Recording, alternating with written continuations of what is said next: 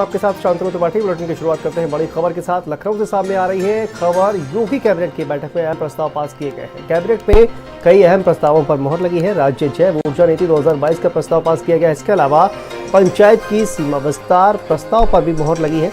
मुजफ्फरनगर गोंडा की पंचायत का सीमा विस्तार होगा, तो तमाम फैसलों पर मोहर लगी है कैबिनेट की बैठक में।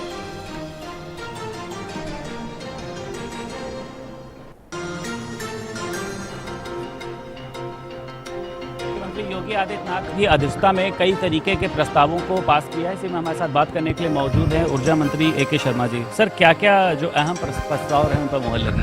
मैं प्रमुख रूप से अपने प्रस्तावों की बात कर रहा हूं। उसमें भी आज माननीय मुख्यमंत्री जी की अध्यक्षता में मंत्रिपरिषद ने एक बहुत ही दूरगामी, बहुत ही महत्वपूर्ण एक नीति पारित की है जो हमारे विभाग से संबंधित है। बायोफ्यूल, बायो एनर्जी की पॉलिसी, वो ये जो नई नीति हम बना रहे हैं वो कई राज्यों की नीतियों को, कई राज्यों में जो काम चल रहा है उसका अध्ययन करके बना रहे हैं। हमने 3 महीने पहले इसके ड्राफ्ट बनाने पे शुरुआत की थी। उस ड्राफ्ट को हमने अगस्त महीने में वेबसाइट पे डाला था। अगस्त महीने में ही हमारी एक वर्कशॉप हुई थी ऊर्जा विभाग की, उसमें भी बड़ी व्यापक चर्चा हुई थी। फिर माननीय मुख्यमंत्री जी के भी सुझाव उसमें लिए गए, व्यक्तिगत रूप से उनको दिखा करके, प्रेजेंटेशन करके व्यापक चर्चा करने के बाद हमारे विशेषज्ञों से हमने राय ली और उस सारी बातों को देखते हुए हमने ये जैव ऊर्जा की पॉलिसी आज मंत्रिपरिषद के समक्ष प्रस्तुत की थी, जिसे माननीय मंत्रिपरिषद ने मंजूर किया है। उसमें उस पॉलिसी को लाने से या उस दिशा में काम करने से जब जैव ऊर्जा या जैव संसाधनों से ऊर्जा का उत्पादन शुरू होगा तो उसमें जो प्रमुख फ़ायदे हैं, उसमें पहला फ़ायदा तो यह है कि पर्यावरण का बहुत फ़ायदा होगा।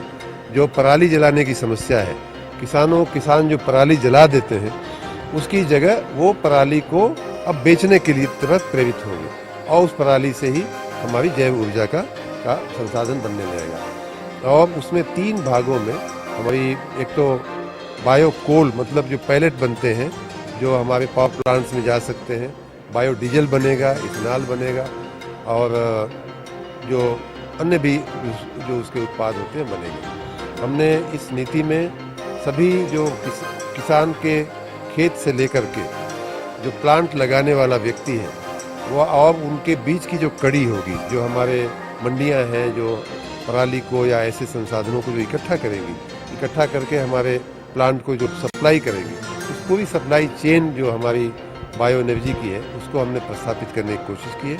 सबको हम सब्सिडी देंगे, उसमें बहुत ही अच्छी पॉलिसी बनाएंगे। लखनऊ से वीडियो जर्नलिस्ट आशीष के साथ संदीप खेर, भारत समाचार। कैबिनेट बैठक में आज कई तरीके के प्रस्तावों पर मोहर लगी। हमारे साथ मंत्री जयवीर सिंह है। सर, क्या क्या प्रस्ताव रहे आज? 20 प्रस्ताव उत्तर प्रदेश के माननीय मंत्रिपरिषद द्वारा आज पारित किए गए हैं।